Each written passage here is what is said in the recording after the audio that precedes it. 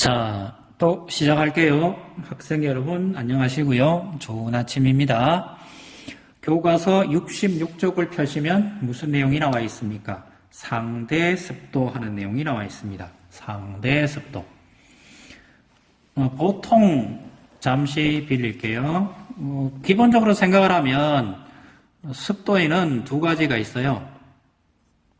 두 가지가 있는데 첫 번째는 의미가 없어서 보통 습도 그러면 상대 습도를 의미합니다. 두 가지 중에 한 개가 뭡니까? 절대 습도라는 말을 씁니다. 절대 습도라는 얘기는 현재 공기 1kg 속에 몇 g이 있느냐 이런 값을 의미합니다.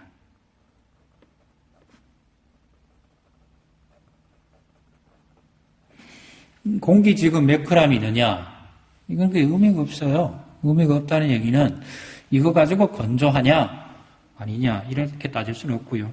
그 다음에 나오는 게 뭡니까? 절대 습도 또 아닌 상대 습도라고 합니다. 상대 습도는 앞에서 나왔던 뭐가 필요합니까? 이 포화 수증기량이 필요합니다. 포화 수증기량 이런 말도 쓰고 이건 압력으로 쓰면 이걸 증기압이라는 말로도 씁니다. 요거는 좀 다르니까 뒤에 가서 다시 더 하도록 하고요. 포화 수증기량은 이거는 지구에 있는 과학자들이 만들어 놓은 상수값입니다. 다 측정을 해서 테이블로 만들어 놨어요. 이거는 어디에 가서 찾으시면 됩니까? 표에 가서 찾으시면 됩니다. 표에 가서 찾으시면 됩니다. 표에 가서 찾으면 되고요. 그러면 포화 수증기의 값은 정해졌고요. 그런 다음에 현재 수증기량 이걸 찾으시면 됩니다. 현재 수증기량을 찾으면 포화 수증기량 이렇게 둘이 비율을 내면 곱하기 100 이렇게 내면 이게 습도가 됩니다. 그럼 이걸 가지고 무슨 습도라 그럽니까? 상대 습도라 그럽니다. 이걸 상대 습도라 그러는데 이게 우리가 알고 있는 날씨와 관계가 있습니다. 오늘은 날씨가 습하다. 오늘은 날씨가 건조하다. 이렇게 부릅니다. 지금 녹화를 하고 있는 시간은 4월 20일 아침 10시경입니다. 하늘에 구름이 끼었고요. 어제 비가 왔고요. 햇빛은 비치지 않습니다. 그럼 어제 비가 왔고 하늘에 구름이 있고 바람 안 붑니다. 이런 날은 어떻습니까? 보통 습하다라고 부릅니다. 어제 내린 물이 땅에 있고요. 기온이 높지를 않겠죠. 만약에 이 상태에서 시간이 2시간 더 지나서 4월 20일 아침 10시라 그랬어요. 제가 아침 10시인데 한 12시 정도에 돼가지고 해가 쨍쨍 비치고요. 바람이 산들산들 불고 기온이 올라가겠죠. 구름이 걷히면. 그럼 오후 2시가 되면 이때는 제가 습하다 그랬겠죠. 근데 오후 2시가 되면 어떤 일이 생기겠습니까? 햇빛이 비치고 바람이 산들산들 불면 이거는 뭐 된다 그래요? 건조하다 이렇게 부릅니다. 자, 다시 해볼게요. 아침 10시에 구름이 끼고 어제 비가 왔고요. 바람이 안 불고 해가 안 떴습니다. 이럴 때를 습하다라고 그러고요. 오후 2시가 돼서 해가 뜨고 바람이 불고 기온이 올라가겠죠. 그러면 건조하다라고 그럽니다. 그럼 무엇이 달라졌습니까? 물론 많이 달라졌겠지만 가장 크게 달라진 것은 포화 수증기 값이 달라졌습니다. 포화 수증기란 얘기는 무엇을 의미해요? 기온이 올라가면 포화 수증기 값은 커진다라고 그랬죠. 근데 현재 수증기는 값은 달라졌습니까? 물론 달라졌겠지만 달라집니다. 100% 같지는 않아요. 하지만 포화 수증기량에 비하면 달라진 게 거의 없습니다. 그래서 이 현재 수증기량은 하루 정도, 하루 범위 내에서는 거의 일정합니다.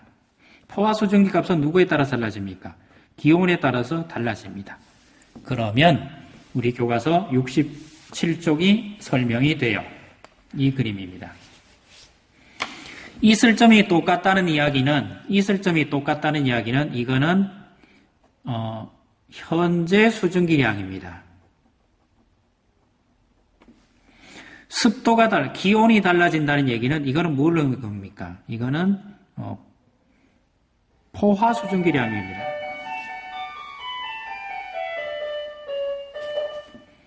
포화 수증기량입니다. 포화 수증기량은 기온에 따라서 달라집니다. 그러면 습도가 달라집니다. 요 그림의 의미가 그거예요. 그럼 습도가 아침과 저녁에는 습도가 높고요. 낮에는 습도가 낮다라는 얘기가 됩니다. 보통 사람들은 언제가 제일 쾌적하게 느낍니까? 상대 습도가 한 50% 내외 정도가 되면 제일 좋습니다. 70% 이상이 되면 습하다 그래서 꿉꿉하다 그러나요? 피부가 미끈거린다 또는 끈적거린다라는 느낌을 받아요. 왜 끈적거립니까? 땀이 안 마른다는 얘기죠. 여기가 딱 상쾌하고 가장 좋습니다. 30% 이하가 되면 어떻게 됩니까? 피부가 따끔거려요. 너무 빨리 말라요. 시원하긴 한데 피부가 너무 건조하면 피부가 따끔따끔해져요. 그래서 제일 좋은 상태가 50% 내외일 때가 사람에게는 제일 좋습니다. 그래서 50%를 맞추려고 그래서 가습기를 튼다거나 집에 식물을 키우기도 하죠. 그렇죠? 또는 어떤 수분을 공급해 줄 수 있는 시설이나 장치를 만들죠. 선인장을 키운다거나 우리 교과서 같이 부직포로 이런 걸 만들기도 하고 물을 뿌리기도 하고요. 이렇게 합니다. 요것들이 지금 하고 있는 게 습도라고 합니다. 다시 내볼까요? 습도는 보통 무슨 습도를 의미합니까? 상대 습도를 의미합니다. 상대 습도예요. 상대 습도는 뭘 구합니까? 포화 수증기량 가지고 현재 수증기량을 나누면 됩니다. 포화 수증기의 값은 상수라 그랬고 표라라고 그랬습니다. 그리고 상대 습도는 기온에 따라서 또는 하루 중에도 일과 중에도 달라진다라고 그랬어요.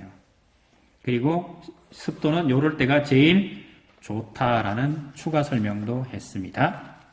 밑에 연습 문제 풀고 여기 마칠게요.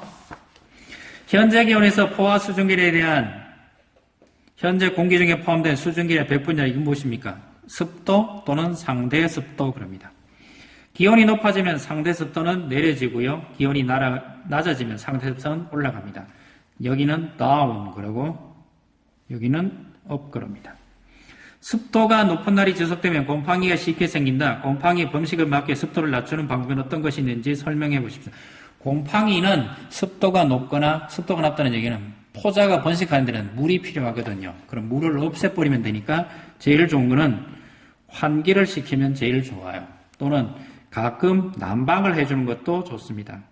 제일 좋은 거는 환기, 난방 이런 것들을 하면 좋습니다. 물론 물기를 없애버리면 제일 좋긴 하고요.